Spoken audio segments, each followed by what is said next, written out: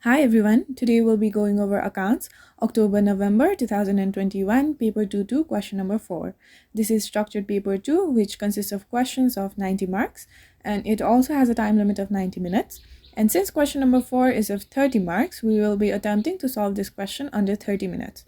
So without any further delay, let's get started. Hayden manufactures two products, A and B. The business operates two production departments, machining and finishing, and two service departments, stores and maintenance. Alright, so for the first part, we need to identify one possible basis of apportionment that a business could use in respect of rent and rates. So rent is obviously related to the size of the particular department, right? And by size, I mean the area that it covers. So we can actually term it as floor space. Let's write it down. Secondly, we have machinery depreciation. So depreciation obviously is based on machinery, right? But we can base it on either of the two factors. So the first one is net book value or the cost of the machinery. So if we're talking about a reducing balance method used under depreciation, then we would have to use the net book value. But if we're talking about a straight line method, then we would have to use the cost of the machinery. So let's write those two down. The first one is net book value, or we could also use the cost of the machinery. Thirdly, we have the electricity for machinery. So this entirely depends on the number of hours that the machine is being used, right? So we can just term it as budgeted machine hours. Let's write it down.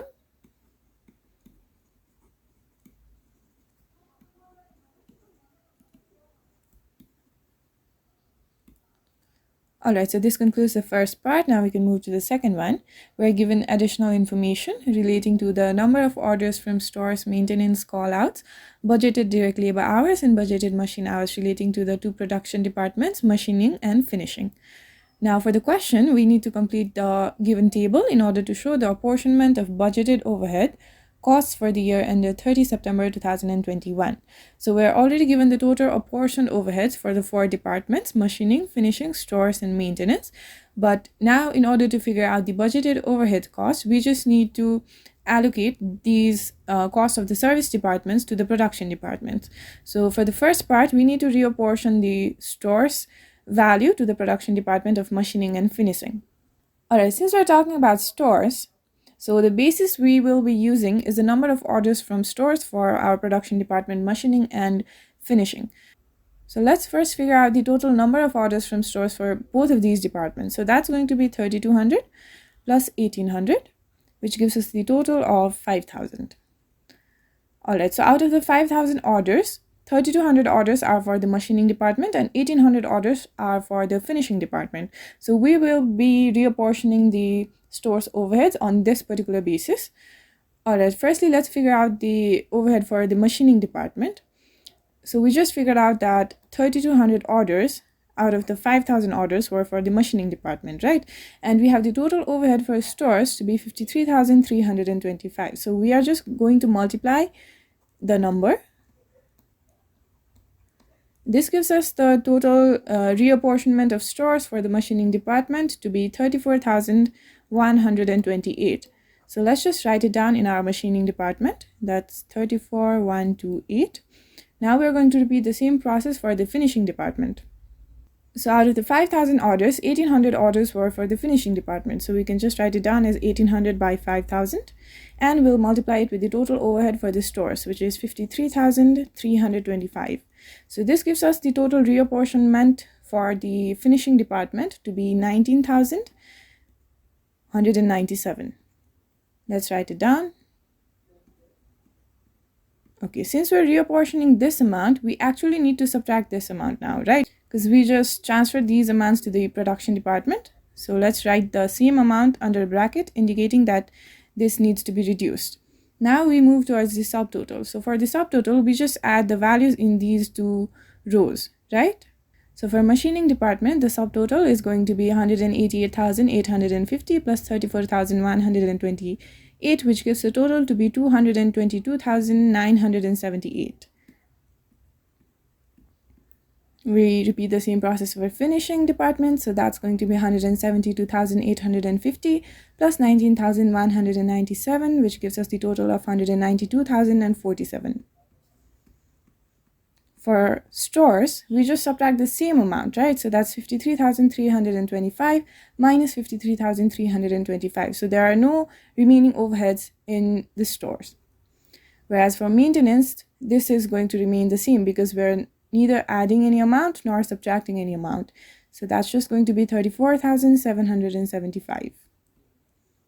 Okay, now we need to reapportion the overhead of the maintenance department towards our production department, and we need to figure out the basis for this.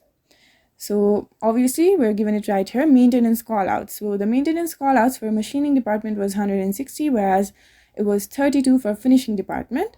Now we just repeat the same process and add these two in order to figure out the total maintenance callouts for production departments.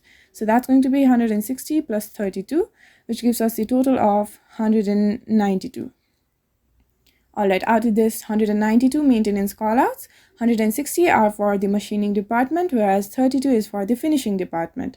Now we just need to reapportion the overhead on this particular basis. Okay, so the amount to be reapportioned is just 34,775, right? And we just wrote it down that out of the 192 total maintenance costs, 160 was for the machining department. So we can just multiply the overhead to be reapportioned, which is 34,775. Now this gives the reapportionment amount for the machining department to be 28,979.17. So we can just round it off, and this gives the value 28,979. Let's write it down.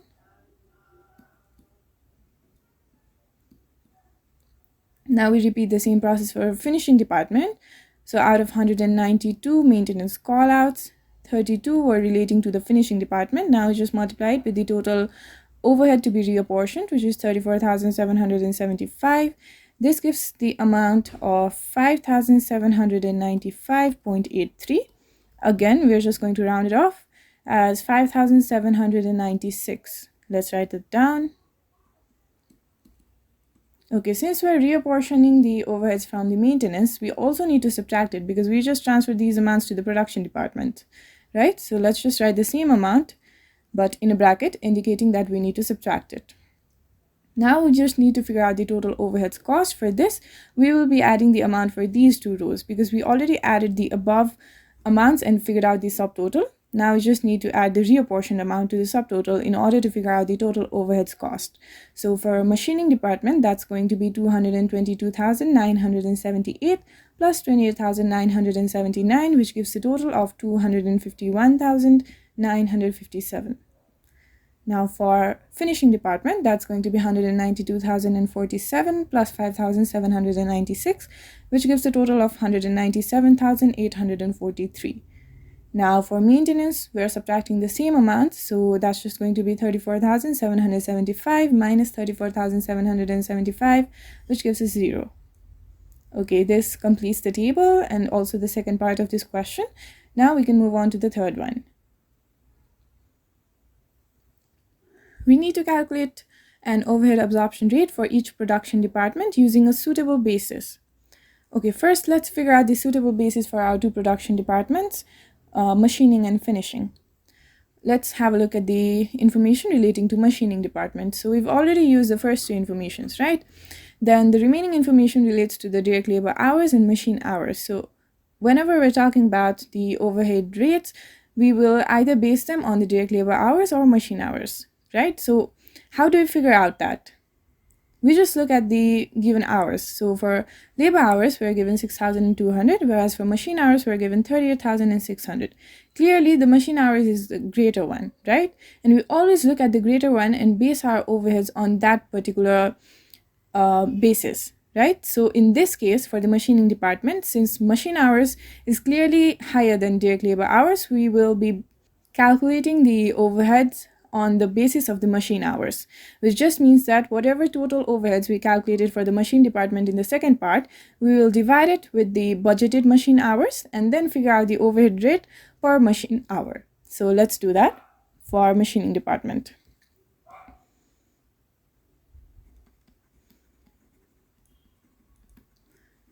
So we first need to write down our overhead that we calculated right here for machining department.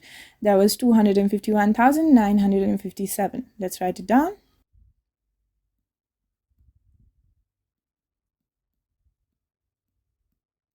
Now we just need to divide it with the budgeted machine hours, right, which was 38,600. Let's write it down. So the overhead absorption rate is just going to be 251,957 divided by 38,600, which gives the value of 6.53. Now we also need to write per machine hour because we are using the machine hours to divide the total overhead. Now we just repeat the same process for finishing department. We first need to figure out our basis. So let's have a look at the given information. For finishing department, the budgeted direct labor hours is 19,800, whereas the machine hours is only 9,400. Clearly, we have a direct labor hours which has the greater value, right? So we will be using the direct labor hours as our basis in order to figure out the overhead absorption rate for finishing department. Firstly, we need to write down our total overhead cost for the finishing department, which we calculated as 197,843. Let's write it down.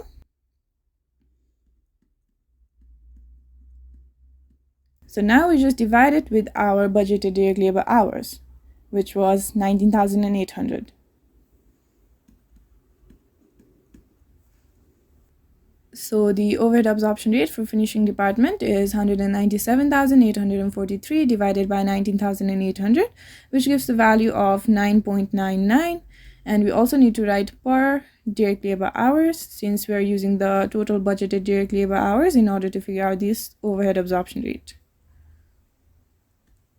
All right, this concludes our third part. Let's move to the fourth one. Again, we're given additional information, and this relates to the actual results. So whatever we were calculating previously had been based on the budgeted amounts, right? So the actual results for our two production departments are given right here. So the first one is factory overheads, then we're given direct labor hours and machine hours as well. Now for this particular question, we need to calculate the overabsorption or underabsorption of overheads for each department for the year ended 30 September 2021. So whenever we are figuring out our overabsorption or underabsorption of overheads, we actually need to compare our budgeted overheads and actual overheads. So let's have a look first at the machining department.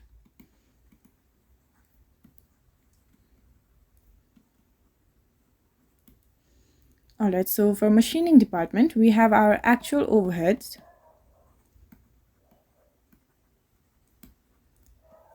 to be, which is given right here. So that's 265,800. Now we need to figure out our budgeted overheads.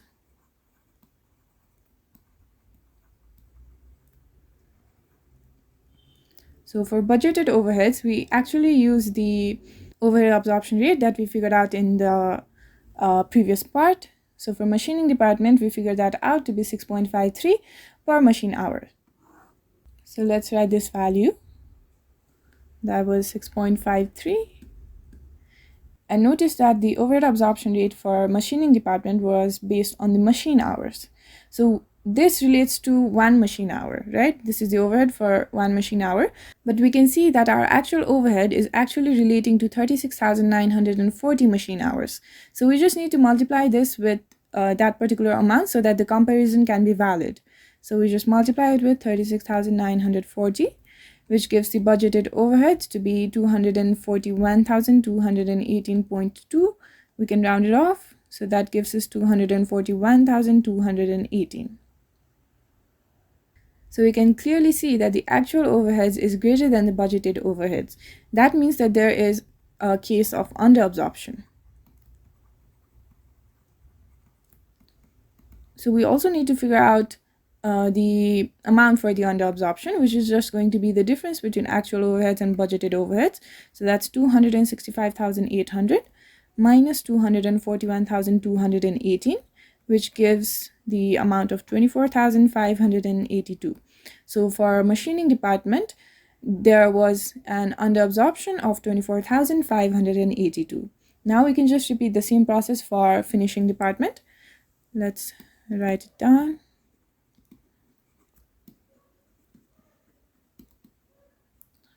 Firstly, let's write down our actual overhead for this particular department. Now this is given in our information section right here. So that was 187,420. Now we need to figure out our budgeted overhead.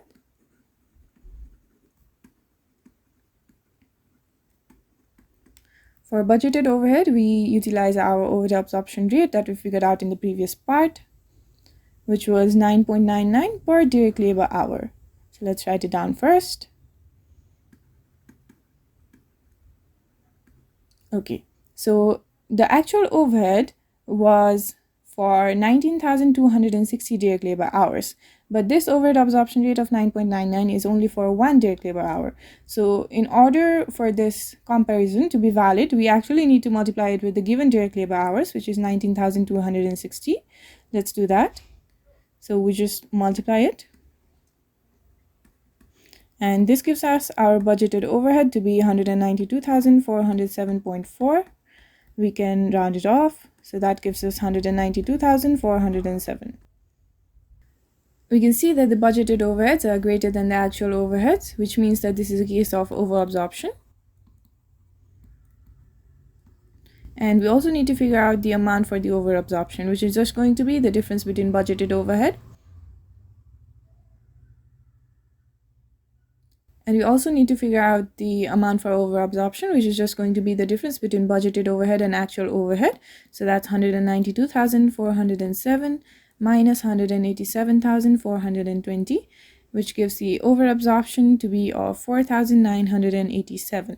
So for finishing department, there was actually an overabsorption of 4,987. All right, this concludes our fourth part. Let's move to the fifth one.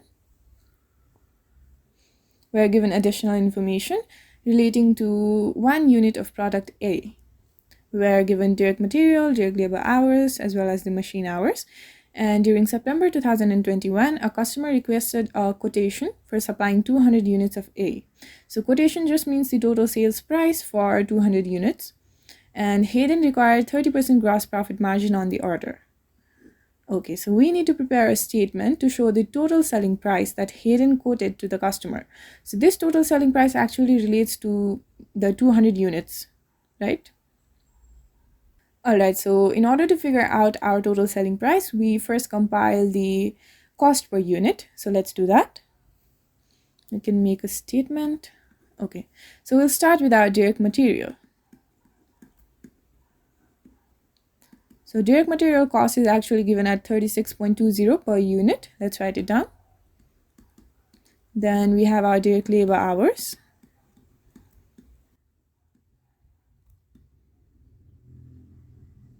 Let's first calculate for the machining department. So for machining department, the rate is $8 per hour. So we pay $8 per 1 hour in the machining department. And the amount of time utilized for one unit of product is 45 minutes. So we can just use a simple unitary method, right? So for if 1 hour we are using $8, then this just means that for 60 minutes we're providing $8. This means for 1 minute we'll be providing 8 by 60, and we need to calculate it for 45 minutes. So for 45 minutes, that's just going to be 8 into 45 by 60, right? So let's just write that down. That's going to be 8 into 45 by 60, which gives us the total cost for direct labor hour for machining department to be 6. We repeat the same process for finishing department. And the rate for the finishing department is $10 per hour, and the amount of time utilized for one unit of product is 60 minutes, which is equivalent to 1 hour. So the rate is just going to be 10. Now we can move on towards the overheads. So for this section, we actually utilize the overhead absorption rate that we figured out in the previous parts. So we'll do that for machining department as well as the finishing department.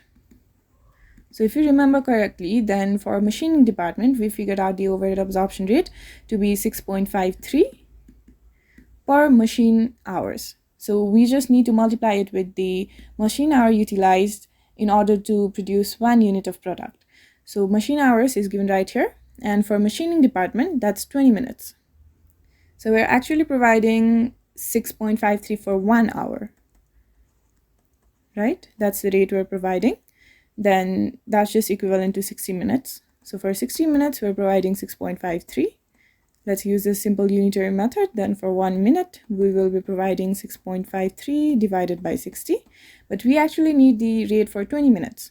So for 20 minutes, the rate is just going to be 6.53 into 20 by 60, right? So let's write that down into 20 by 60, which gives the per unit overhead cost for machining department to be 2.18. Now we repeat the same process for finishing department. If you remember correctly, the overhead absorption rate for finishing department was 9.99 per direct labor hour. So we just need to look at the direct labor time spent in producing 1 unit of product A. Alright, so direct labor hours is given right here, and we're talking about finishing department, right? So that's 60 minutes, which is equivalent to 1 hour. So we can just multiply it with 1, which gives the overheads for finishing department to be 9.99. Now these are all the costs that are incurred while producing 1 unit of the product A. So we can figure out the total cost per unit.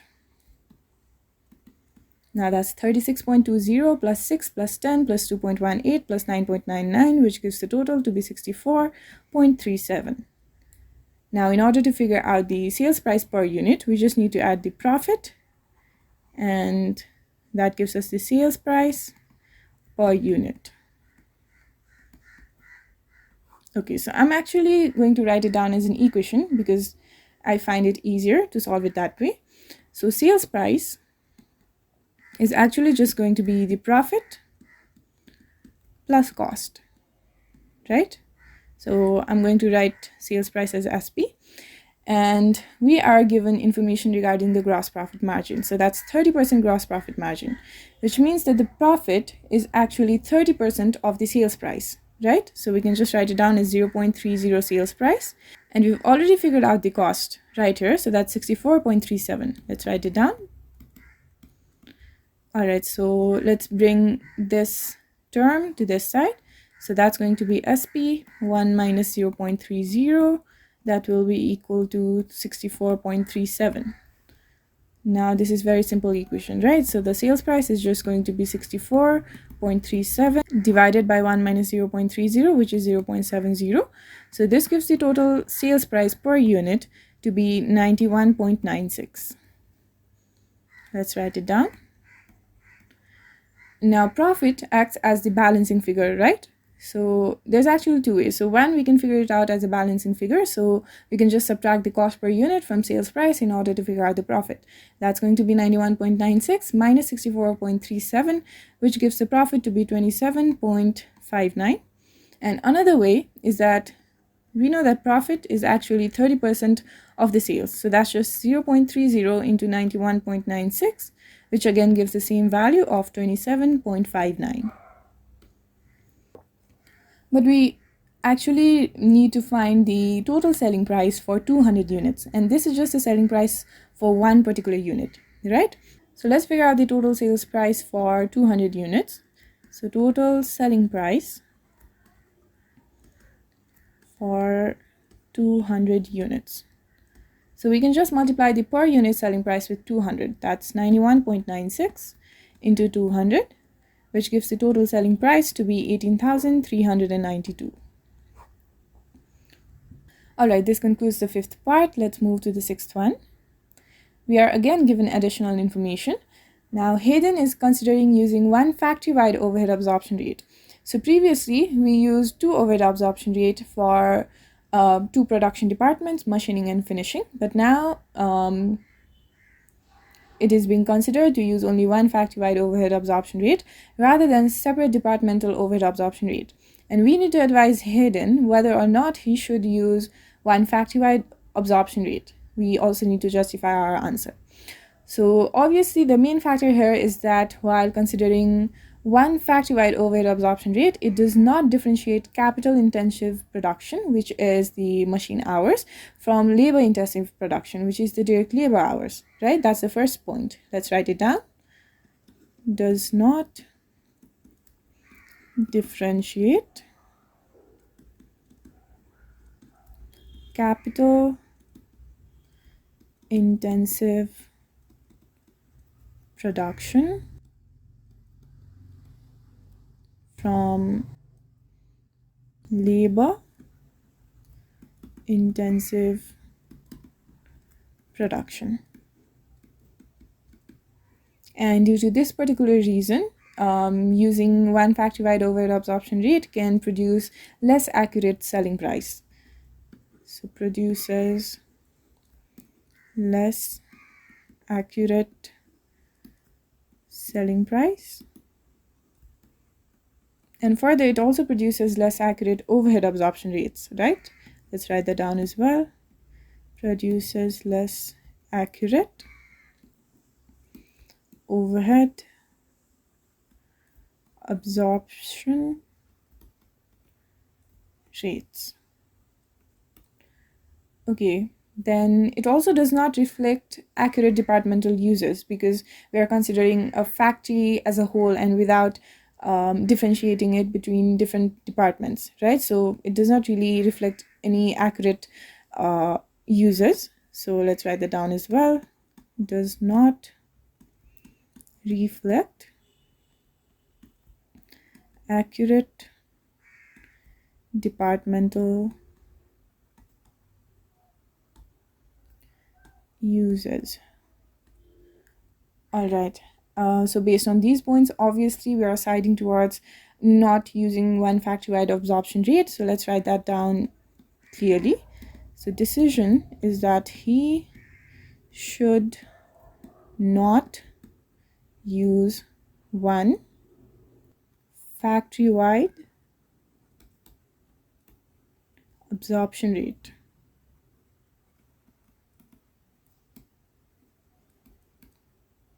Okay, this concludes the sixth part. Let's move on to the seventh one. We need to explain two effects that the overabsorption of overheads may have on a business. So overabsorption takes place whenever the budgeted overheads are greater than the actual overheads. So due to this particular result, the selling price may be too high, which may result in a lower demand. So let's write it down. Selling price may be too high, which might result in a lower demand. Further, the lower demand can lead to a lower profit. Let's write that down as well. Lower demand can lead to a lower profit. All right, this concludes the seventh part as well as this question. If you found this video useful, make sure you like the video and leave a comment below, and make sure you're subscribed to the channel and hit the bell icon so that you do not miss any of these videos in the future. Thank you.